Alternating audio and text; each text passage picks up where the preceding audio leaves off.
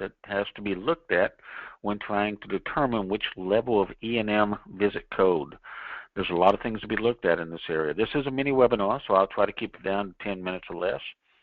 But everything from the number of diagnoses to the labs reviewed to the rule-out diagnoses to risk of complications and management options, all of that has to be taken into consideration. And when a doctor is trying to figure all this out, we're trying to figure out basically what the doctor has documented so that we can figure out what's going on in the doctor's head. As you see, some of the doctors on the screen, nothing is going on in their head, obviously. Now, if you've taken the webinar on the E&M slide rule, you know that the slide rule shows the history and exam, and gone through all the information on that in a previous webinar. That's also on the website. But the slide rule also points out whether or not it's a high, moderate, low, minimal medical decision making. And that is what we're going to be discussing today. The medical decision making has three different distinct components, and two of the three components will help determine the final level of the MDM complexity, kind of like the way you have three components for an E&M visit: history, exam, medical decision making, and on an established patient, any two of the three, the two highest, in fact, basically is taken into consideration there. With the medical decision making, again, we have three components, and we're going to pick two of the three highest to help determine the level. Those three components are number of diagnoses and/or management options, the amount and/or complexity of the data reviewed or ordered, and the third is the risk of complications and/or mortality. So we're going to go through each one of those individual areas to see exactly how they have to be counted.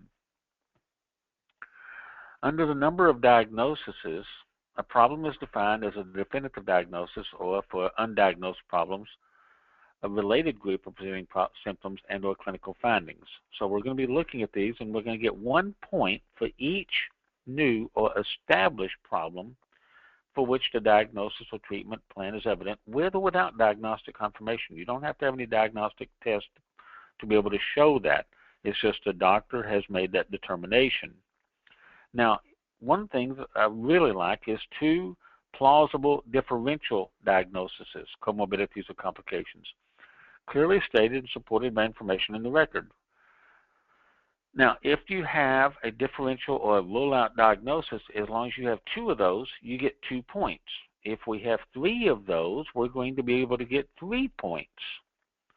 And again, if we have 4 of those, we're going to have and be able to get 4 or more plausible differential diagnoses. So then you put down the total number of points here for the number of diagnoses. Now, as an auditor, I love differential or rule-out diagnoses in the progress notes. But never, never, never put those onto a claim form. Never give a patient a rule-out or differential diagnosis on the claim form, because that will stick with the patient forever. Only put the confirmed diagnoses or confirmed symptoms as an ICD-9 or an ICD-10 code, if we do switch over to ICD-10 later this year, which I personally have doubts, but you never know. Now, if we're talking management options, we don't count as a treatment option notation such as continue the same therapy or no change in therapy. You must have some kind of conscious decision making to make no dose changes when we're talking about our drugs. Something that has to be shown there in the progress notes. Now, if we're talking about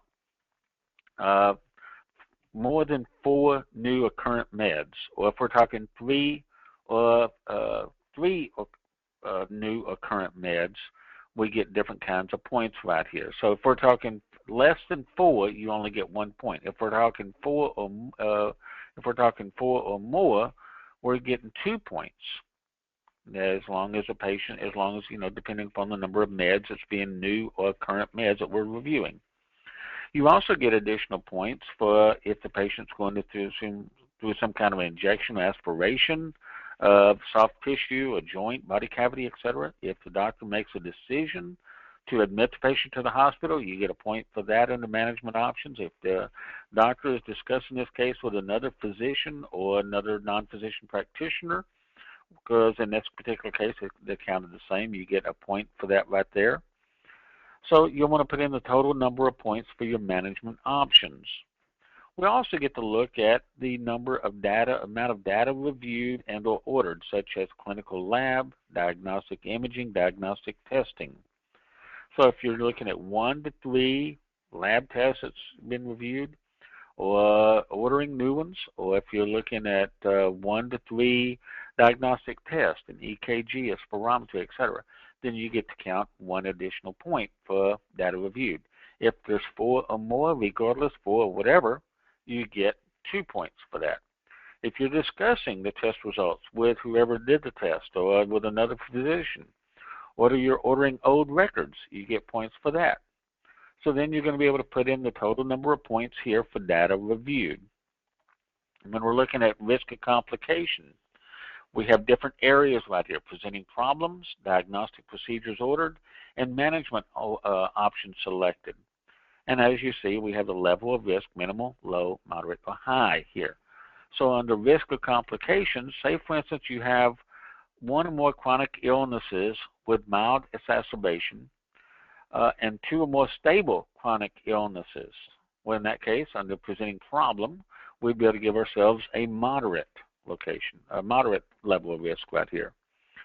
Now, under diagnostic procedures, though, let's say that there were some lab tests requiring venipuncture, but we also did a physiologic test not under stress, such as a pulmonary function test. We did a spirometry on the patient right here.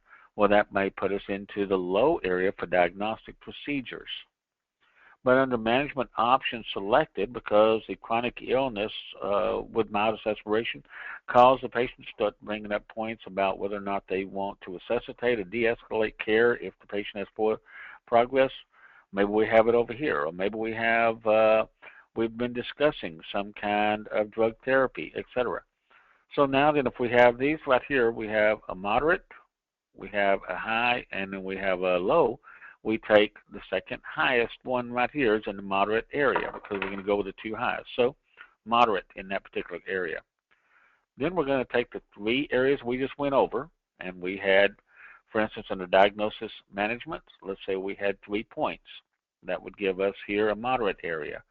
And let's say we had under data reviewed, we had, again, a moderate area. And under risk, we had, let's say, moderate. Well, in this particular case, we'd have a moderate medical decision making.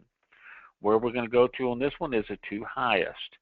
So if we have, again, 1 low, 1 moderate, 1 low and 2 moderates, then moderate would be the medical decision making. It's really not nearly as complicated as people try to make it out.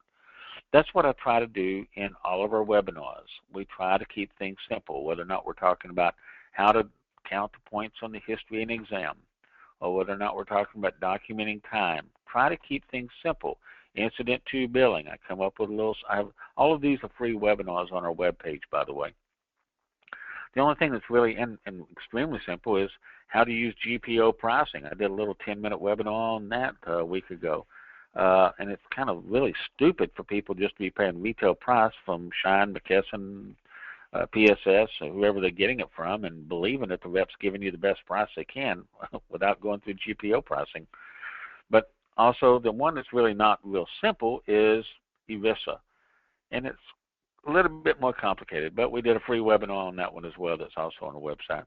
You can get these webinars on our website. You can order our books, slide rules that we're talking about, even get my monthly newsletter. It's an 8-page monthly newsletter that comes out every single month, and it's full of information on coding and billing and HIPAA and OSHA and all kinds of stuff, ERISA, and very, very reasonable price. If you have any questions, you can contact Crystal or I with these 2 emails on the screen, or make sure you visit our website. And do me a favor, let us know what you think about these free webinars, or if there's other subjects you want us to do additional webinars on. We're here to